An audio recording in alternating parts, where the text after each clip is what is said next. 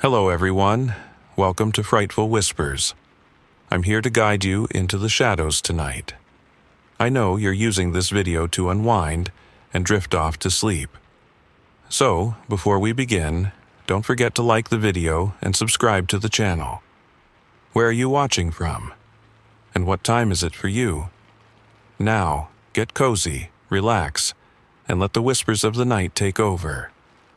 I never believed in ghosts. Never. I've always been the kind of guy who trusts in what I can see, what I can touch, what can be measured.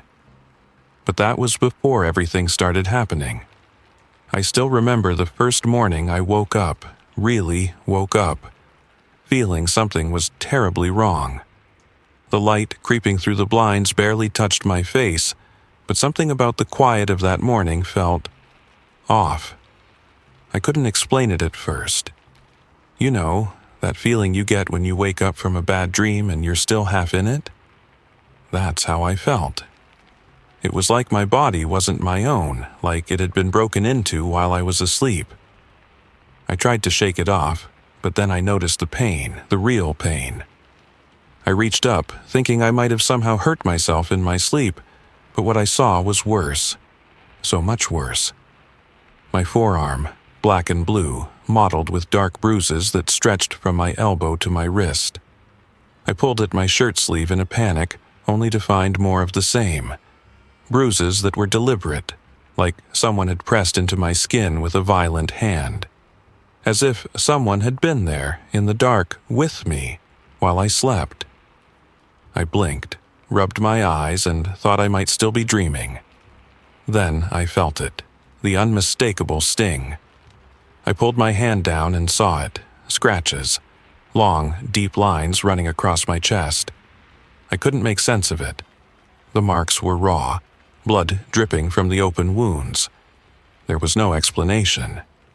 The pain was still sharp, but the fear, that was worse. I don't know how long I sat there, staring at my body, trying to convince myself that I had just imagined it, that I was tired, or that I was stressed, that maybe, somehow, I'd scratched myself in the night.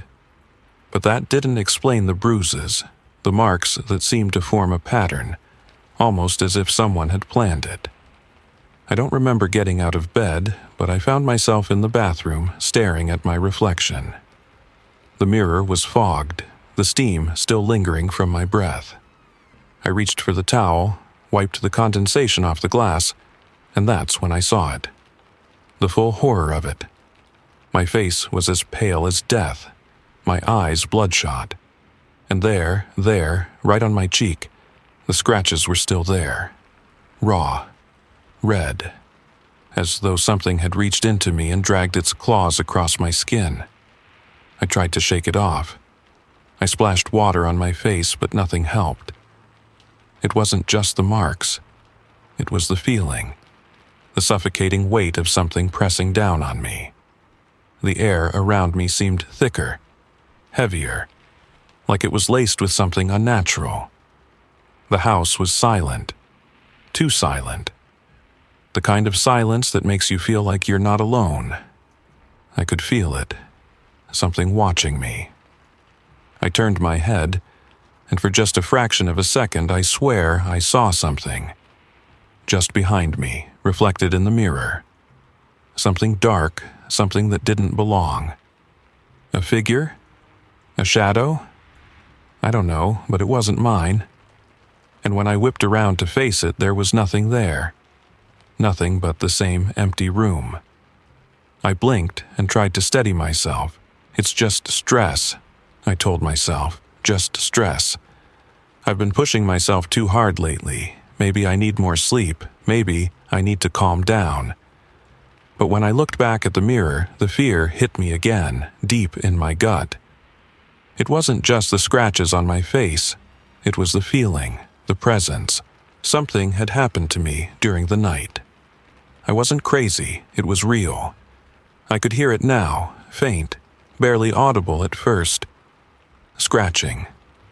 I snapped my head toward the sound, my heart leaping into my throat.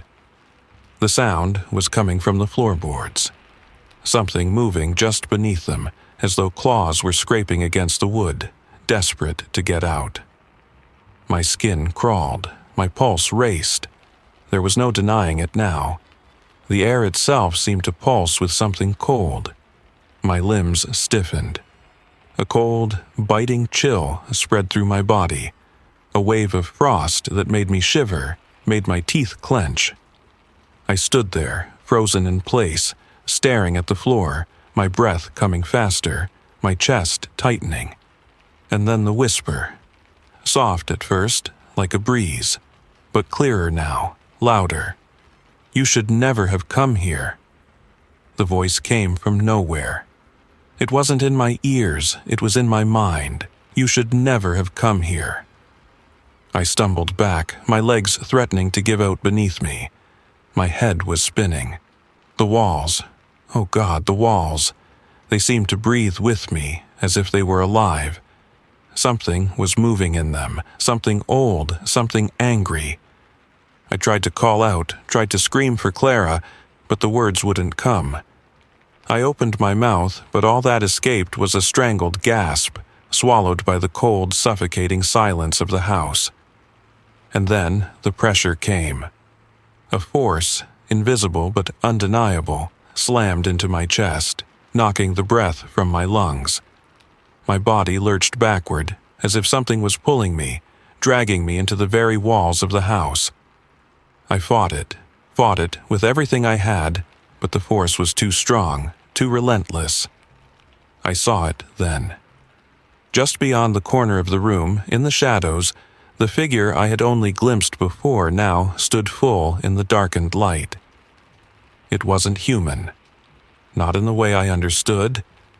It was something more, something ancient, something born of rage and pain. Eliza. Her name surged to the front of my mind, and I knew with a sickening certainty that she had been waiting for me, waiting for someone. I couldn't move, I couldn't breathe.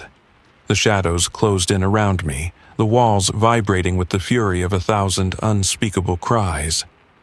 It wasn't just my body anymore, it was my soul, and it was hers to claim. The last thing I remember before everything went black was the whisper again, clearer now, as if she were right beside me, her breath cold on my ear. "You will never leave." I never believed in things like this. Ghosts, spirits, curses, none of it.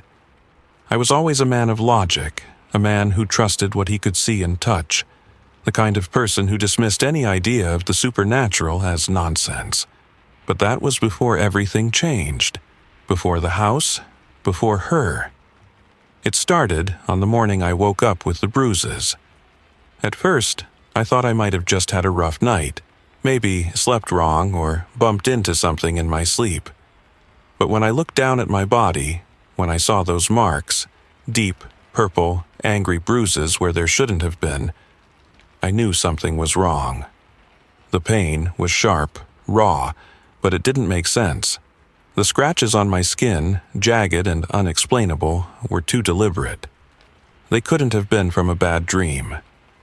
I went to the bathroom, hoping a splash of cold water would wake me up, shake off the fog that clung to my mind. But when I looked at myself in the mirror, my reflection was pale, almost sickly, and there it was again. The marks. Raw, red, like something had clawed at me in the night. I thought I was losing my mind. But no, it was real, it was real.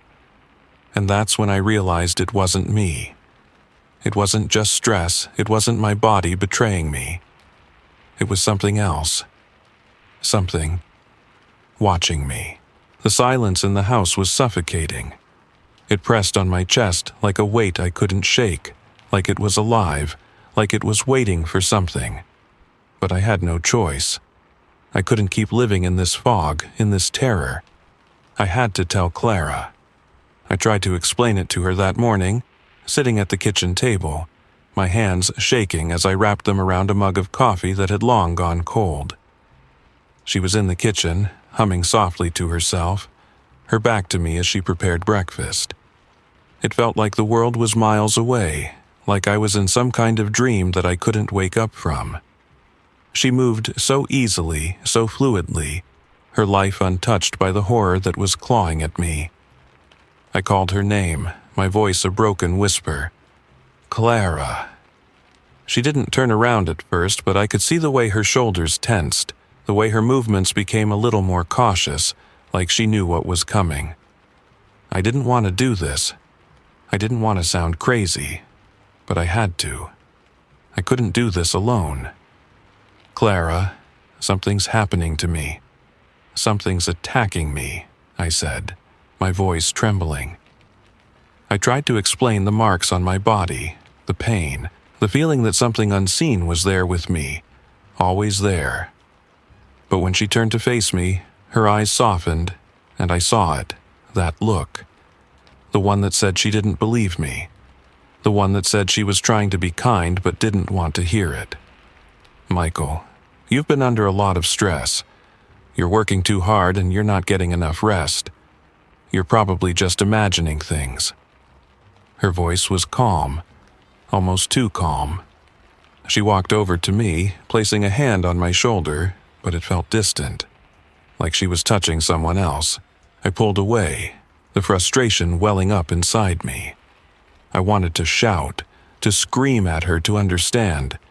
Clara, I'm not imagining it. Something is here. Something is happening to me.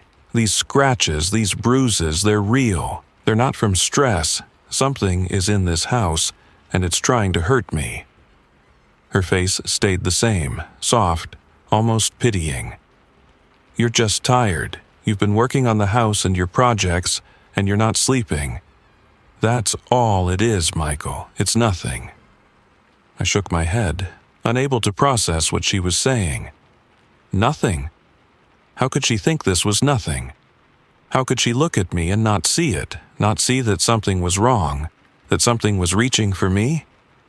I stood up, the chair scraping across the floor with an awful, jagged sound. The anger boiled up in me, hot and sharp. I'm not imagining it, Clara. I'm not crazy. Something is here. I can feel it. I don't know what it is, but it's real. Clara sighed, the breath coming out of her slowly. Her eyes softened with that familiar dismissive pity, and for a moment, I felt like I was the one who was crazy. She didn't understand. She couldn't.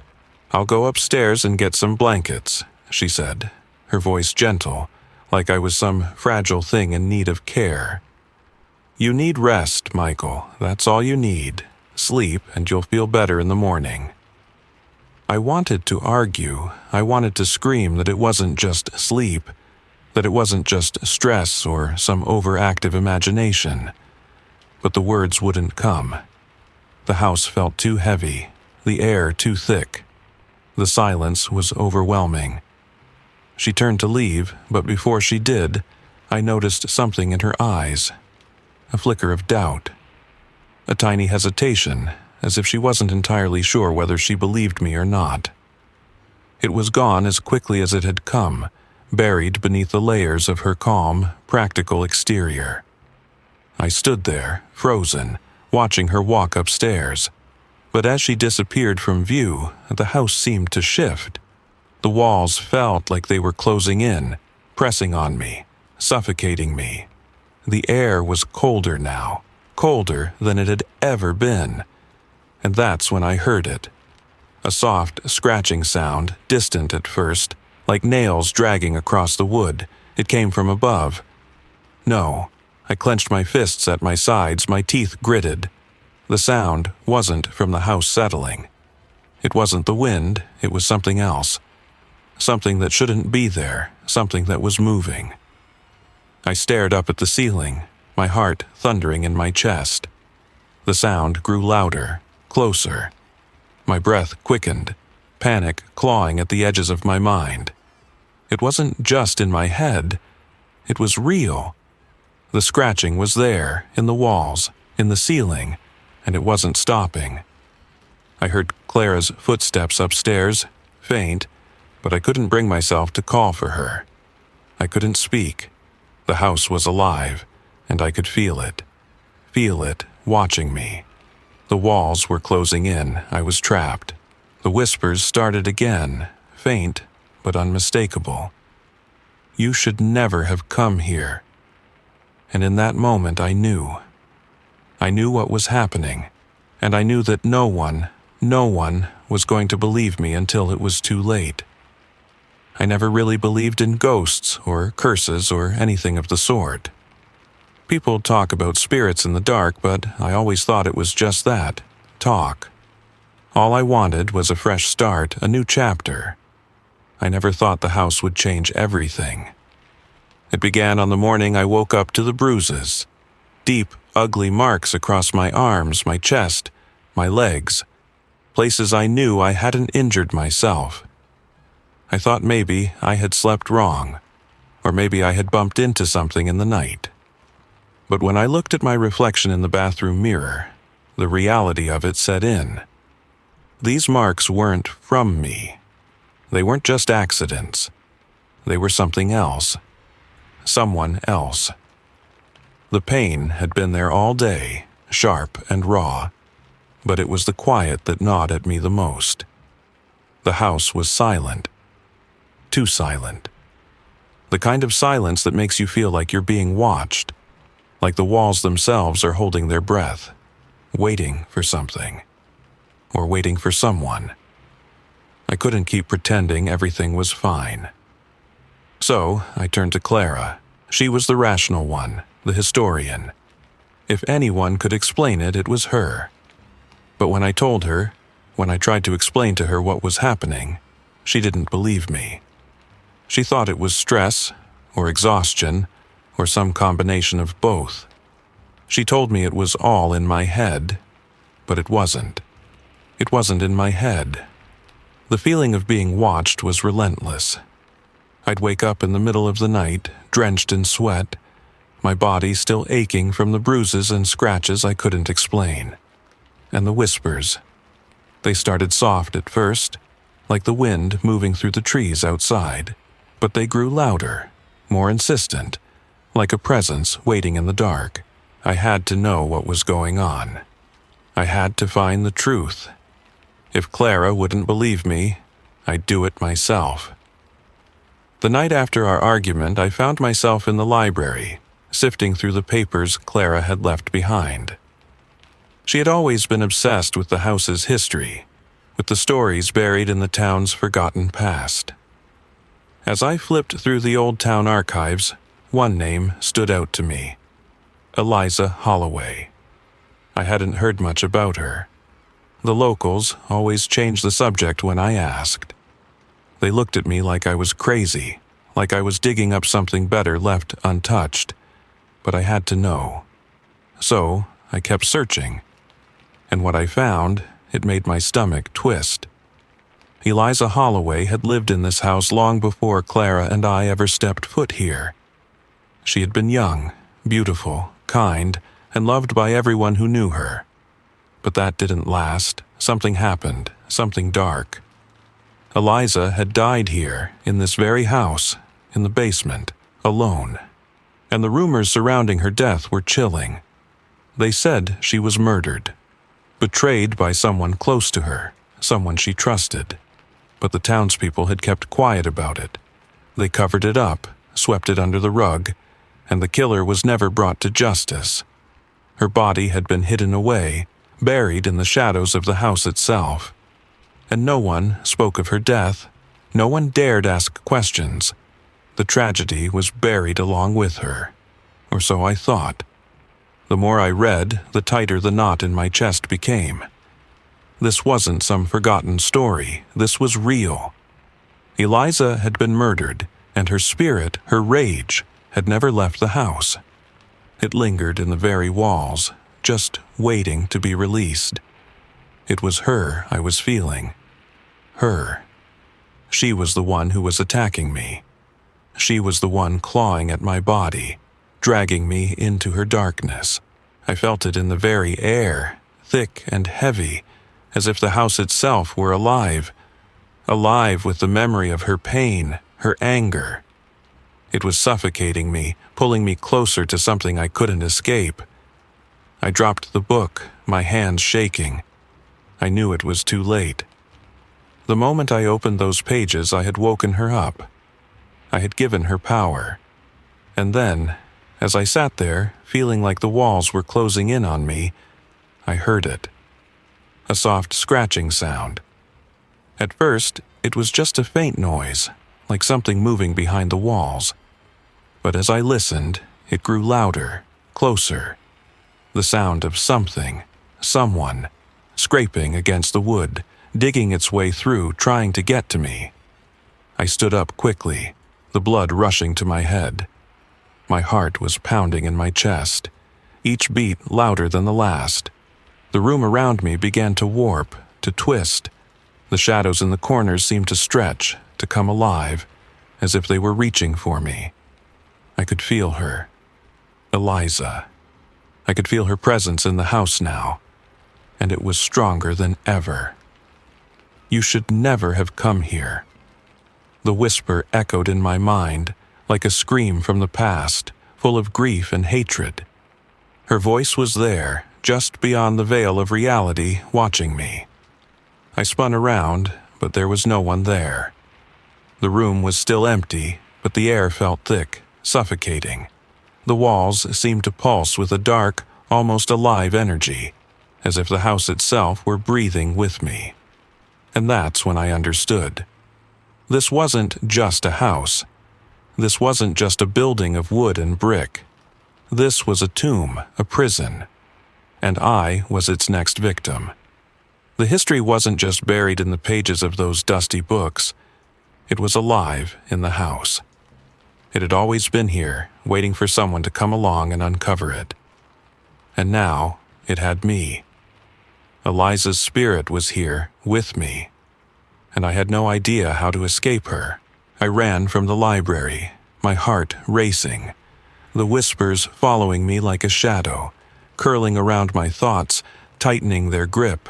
The house was alive with her rage, alive with her pain. And I couldn't stop it. Clara didn't believe me. No one did. But that didn't matter anymore. I knew the truth. And now, the truth was coming for me. I never thought much about ghosts. They were just stories. Things people told to scare kids or to fill the silence when there was nothing else to say. I always thought I was too practical for that kind of nonsense. But now, as I sit here in this dark, suffocating house, the walls closing in on me, I know the truth. I was wrong. And I wish I had never opened my eyes to what's really here. It all started with the bruises. I woke up one morning, just like any other, only it wasn't like any other. My body hurt, the pain was sharp, unexpected, and when I looked at myself in the bathroom mirror, I saw the marks, deep, purple bruises that weren't there the night before. I thought I might have just slept wrong, maybe bumped into the furniture or scratched myself in my sleep. But no, that wasn't it. These marks, they were deliberate, like fingers had dug into my skin, like someone had grabbed me while I slept. At first, I thought it was stress. Maybe I had worked too hard. But the more I thought about it, the less that made sense. The bruises grew, the scratches deepened. They weren't just from me. They were from something else. And then it started, the whispers. At first, it was just a faint sound, something that could be dismissed as the house settling.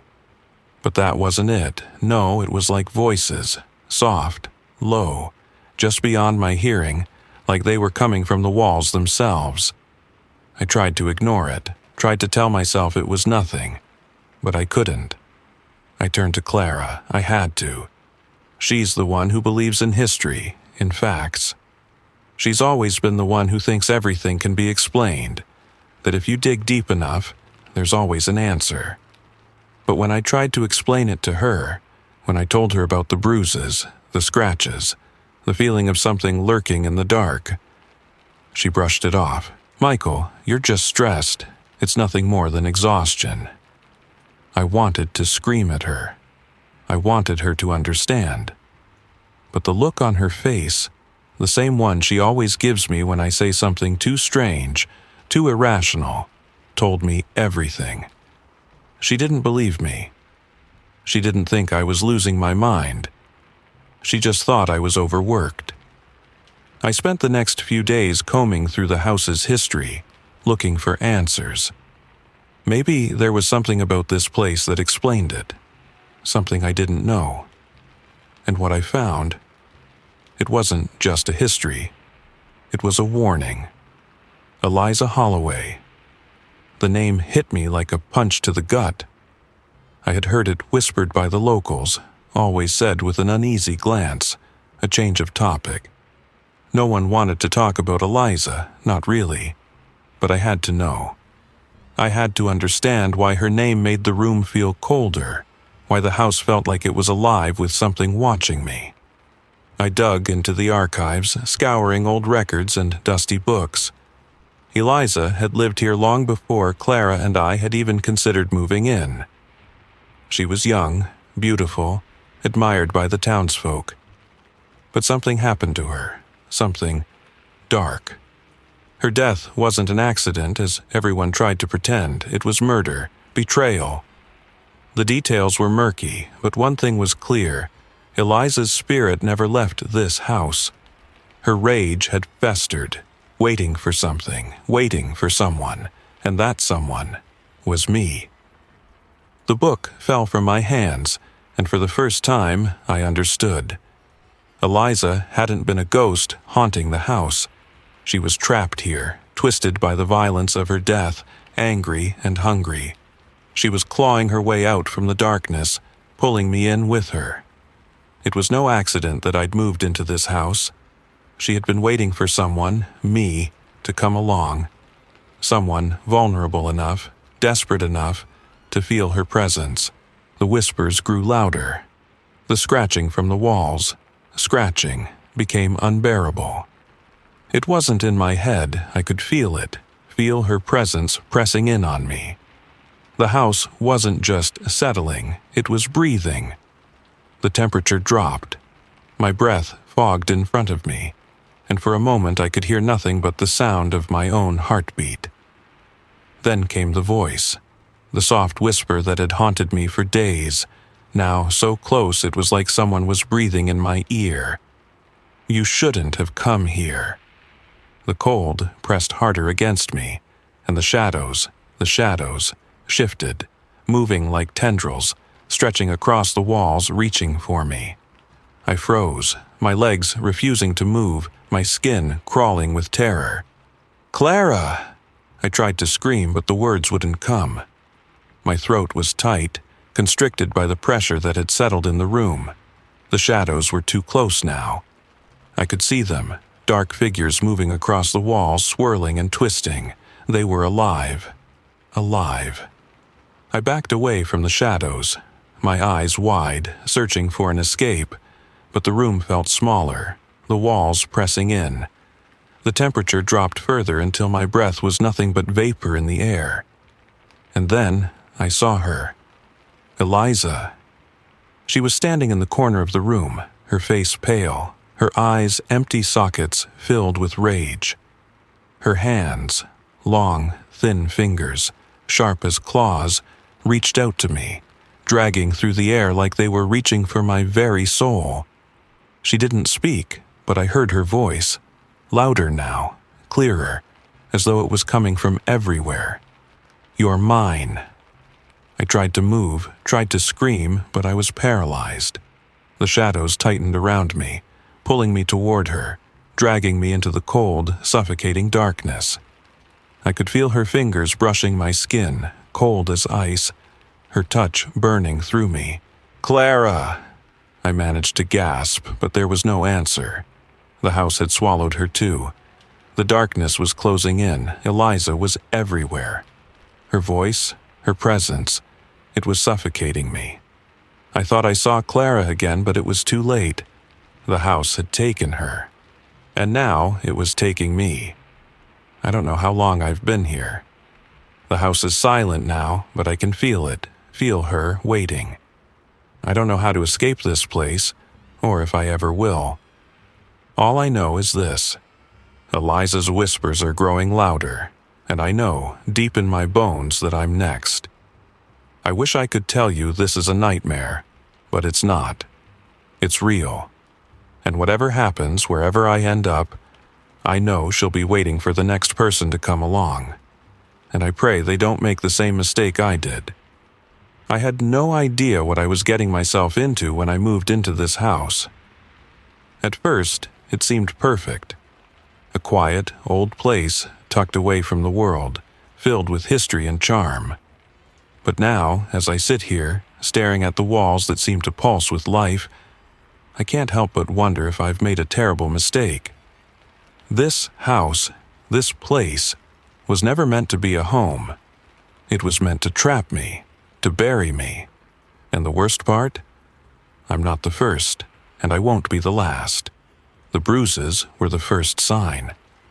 When I woke up that morning, my body was covered in marks, deep purple bruises and scratches that I couldn't explain.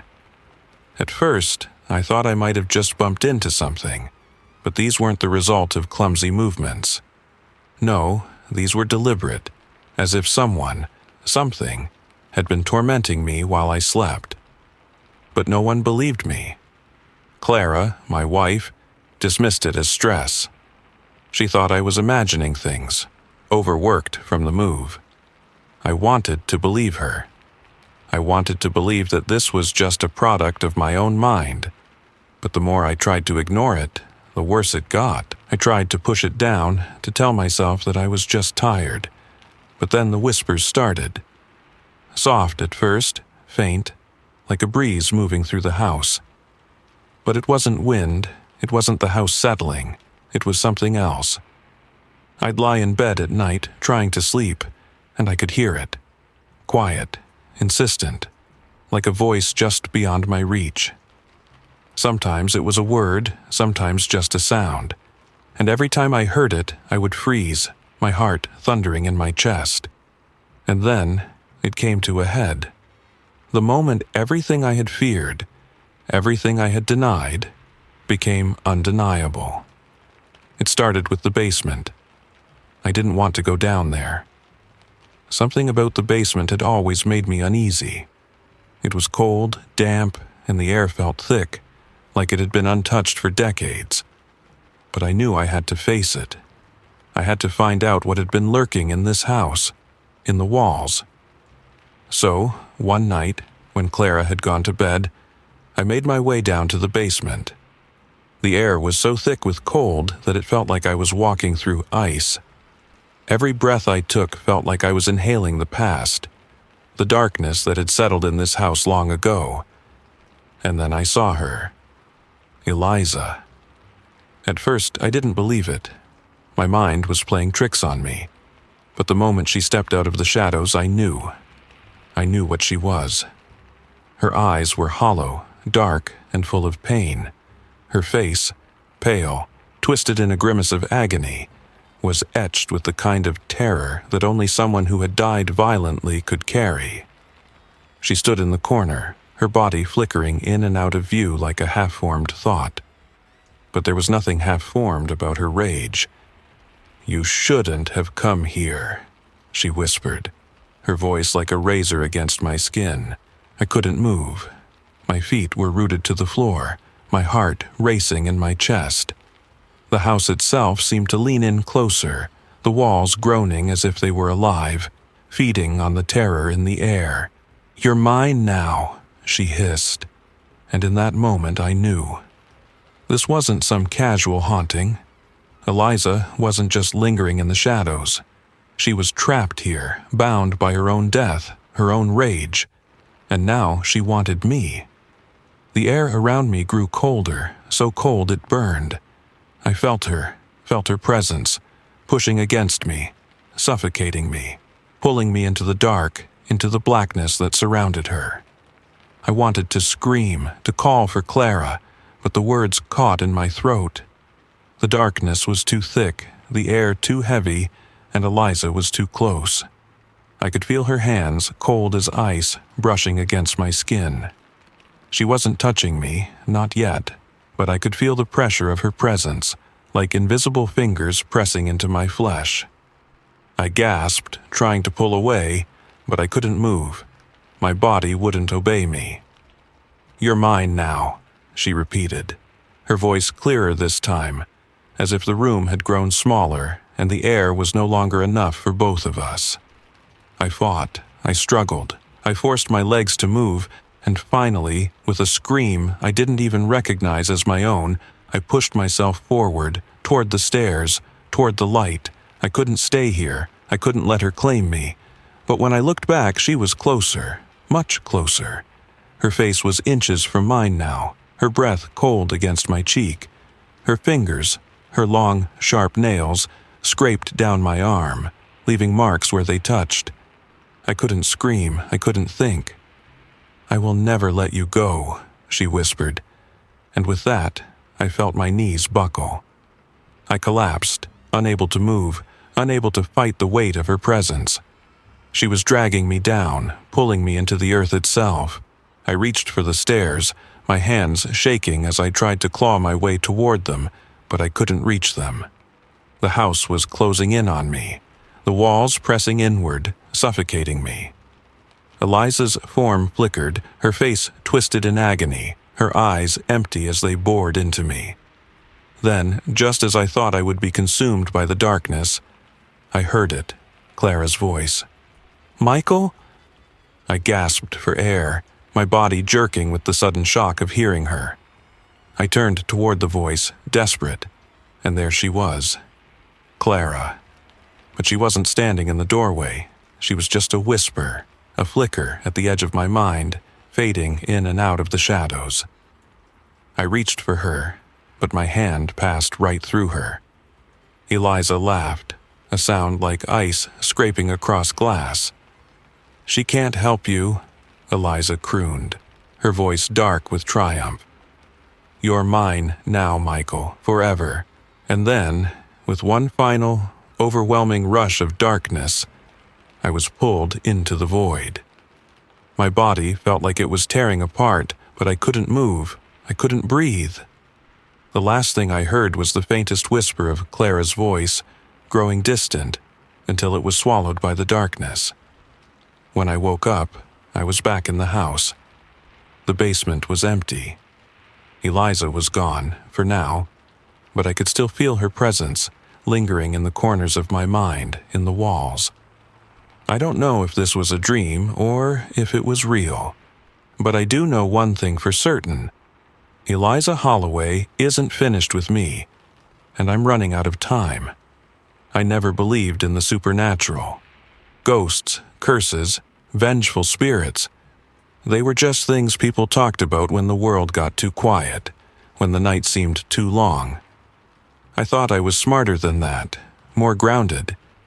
I had always prided myself on being a rational man, someone who believed only in what I could see, what I could touch.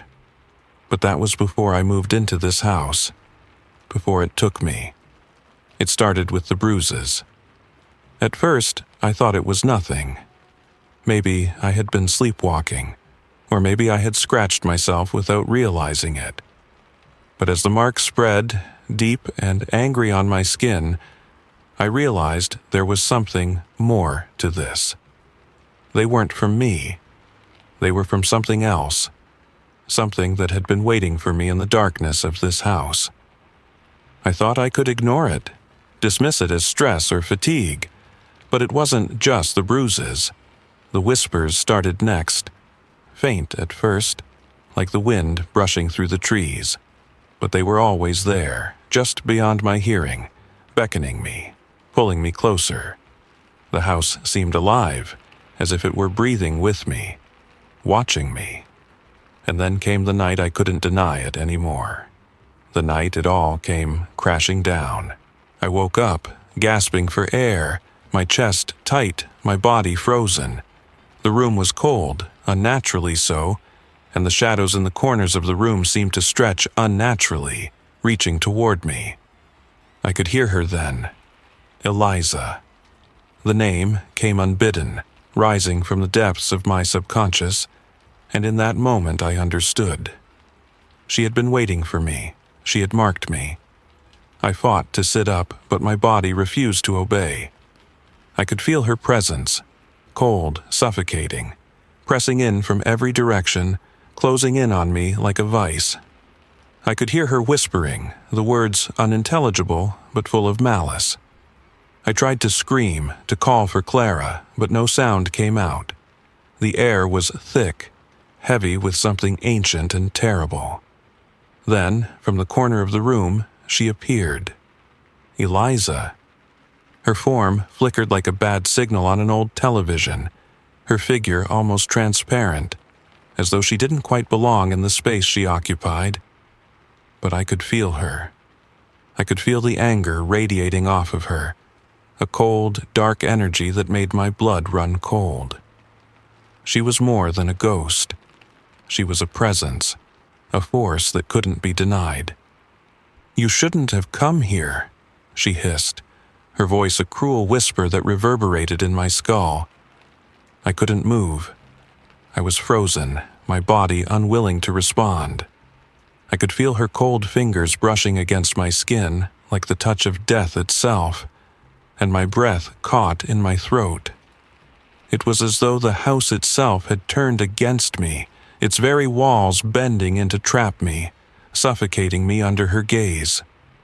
The shadows twisted around her like they were alive, shifting, pulsating with every breath I took. "You're mine now," she crooned, the words dripping with a venomous satisfaction. "I've waited so long for you, and now you'll never leave." I tried to push away, to break free of her gaze, but my limbs refused to obey. I could feel her cold hands wrapping around me, gripping tighter with every passing second. She was dragging me into the darkness, pulling me into a place where I couldn't breathe, couldn't think, couldn't escape. Her rage was consuming me and I couldn't fight it. I closed my eyes, my heart racing, hoping that if I just closed my eyes, if I just pretended that none of this was happening, it would stop. But it didn't stop, it only grew worse. The house itself, was alive. The walls groaned, creaking as though they were shifting, pulling me deeper into the shadows. I could feel the weight of Eliza's anger wrapping around me, suffocating me in its grip. I had to escape. I had to survive. Somehow, somewhere deep inside, a spark of defiance ignited. I wasn't going to let her take me. I wasn't going to let her win. With every ounce of strength I had left, I forced my legs to move, my body shaking with the effort. My feet scraped against the floor, slipping on the cold surface as I tried to crawl toward the door. But I couldn't get far. The house wouldn't let me. "You can't leave," she hissed, her voice a low, cruel whisper. "You're mine now." I could feel her hands tightening around my chest, digging into my very soul. I was slipping, fading into the cold darkness of her world. I couldn't breathe, I couldn't move. And then, just when I thought I couldn't take it anymore, a crack in the darkness. A sliver of light. I didn't know where it came from, but I felt it. I felt her retreating. The pressure around my chest loosened just for a moment. The walls, which had been closing in, seemed to breathe with me, exhaling the suffocating weight that had settled over me.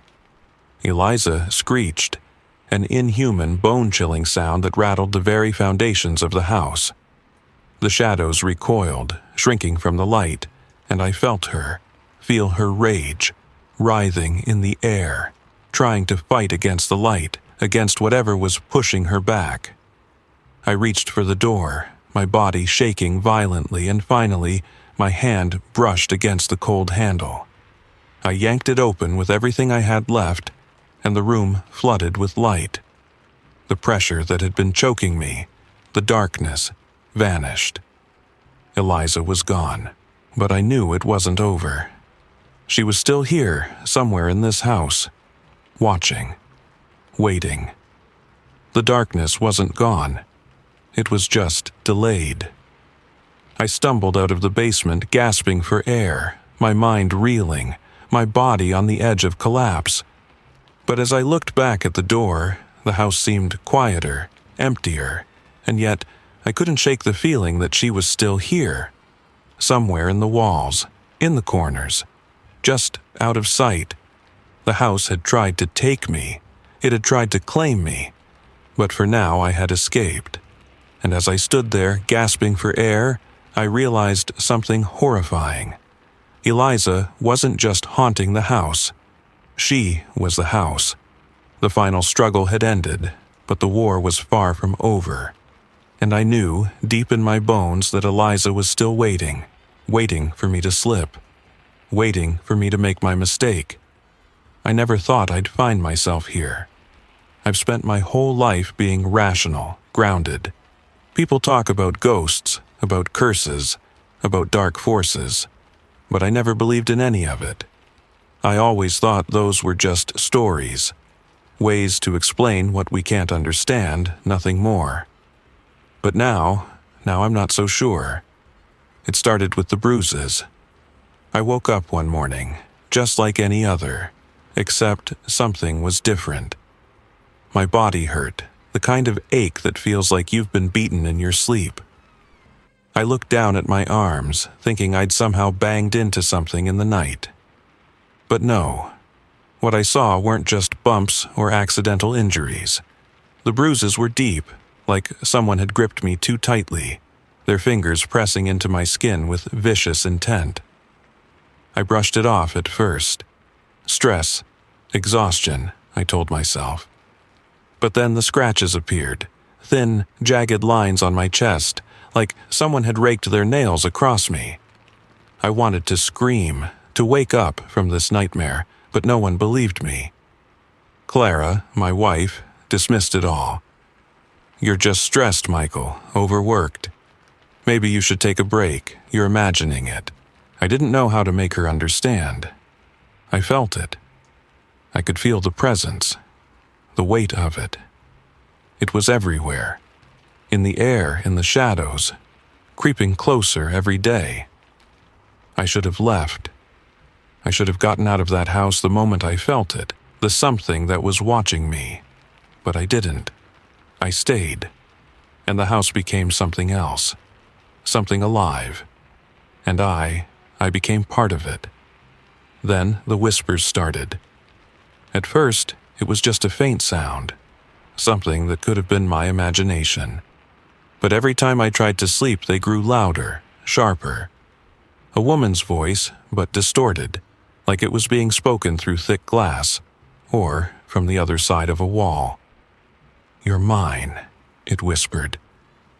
It didn't take long for me to realize who it was. Eliza. Her name came unbidden, rising from the deepest parts of my mind, even though I had never known it. I'd heard it in hushed tones around town, a name that people avoided, a name that made their eyes shift nervously. No one ever spoke of her death openly, but everyone knew it was violent, grisly. They whispered that she had been murdered in this house, left to die in its cold, empty basement, a victim of jealousy, of rage, of betrayal. And now, her spirit was here. I thought I could ignore it, but it was too late. The house had already claimed me. Eliza's presence was everywhere, filling every room, every shadow, every corner of my mind. It wasn't just a haunting, it was suffocating. She wasn't some harmless ghost flickering in the night. She was real, she was angry, and she wanted me. One night, the house came alive around me. The air turned cold, biting, like winter had wrapped itself around my lungs. The walls groaned, deep and low, as though they were alive, shifting, breathing with me. I couldn't escape it, I couldn't breathe. The shadows in the corners of the room stretched toward me, long, dark fingers reaching for me, pulling me in. And then I saw her, Eliza. She stood at the far end of the room, her figure flickering like a candle, struggling to stay lit. But it wasn't the flicker of light.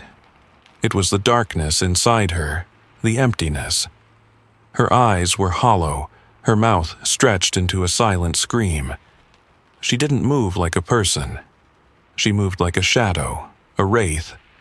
Something that wasn't entirely there, but something that had been pulled from the very fabric of the house itself. "You shouldn't have come here," her voice echoed, cold and hollow. I wanted to run. I wanted to scream, to tear open the door and escape, but my legs wouldn't move. My body was frozen, trapped by her presence. I could feel her coldness, a biting chill that seeped into my skin, my bones, my soul. I tried to speak, but my mouth was dry, my throat tight with fear. "You belong to me," she hissed, her voice like broken glass scraping against stone. "You will never leave." I could feel her hands, icy and sharp, pressing into my chest, my throat. She was pulling me in, dragging me deeper into her world. The shadows around her thickened, and I could feel them tightening around me, constricting, suffocating.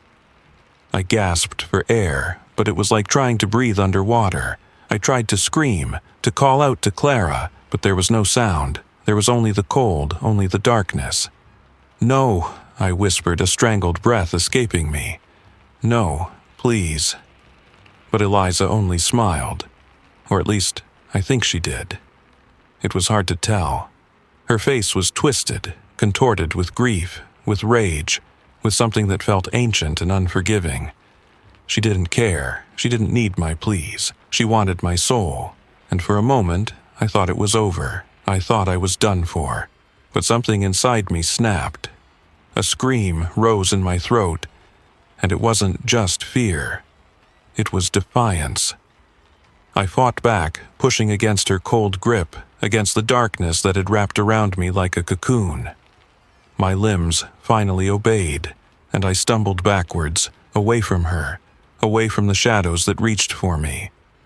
I could feel the house protesting, groaning beneath my feet as I backed toward the door. The air was suffocating, but I didn't stop. I ran, with everything I had left, the darkness chasing me, Eliza's voice echoing in my ears. "You can't escape," she called. "You'll never leave me." I pushed through the door and into the light. The house fell silent behind me. The shadows stopped chasing me. The cold air receded. I fell to my knees outside, gasping for breath, my heart racing. I was free, for now. But the house was still there. The house had always been there, and I could feel it deep in my bones, that Eliza was still inside it, still waiting. I tried to convince myself that I had escaped, that I was free. But I knew better now. Eliza wasn't gone. She couldn't be. She was part of the house, part of me. And no matter how far I ran, no matter how much time passed, I knew she would find me again. The house would never let me go. The whispers would never stop. And Eliza would always be there, waiting.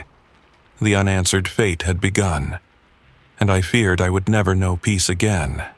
Thank you for venturing into the shadows with me here at Frightful Whispers. Remember, the darkness holds secrets, but also whispers truths to those who dare to listen. If tonight's tale sent shivers down your spine, be sure to like, share, and subscribe. It helps keep the fire of fright alive. Rest easy, but keep one eye open, for the night is never truly still. Until we meet again, stay vigilant, stay curious, and let the whispers guide you.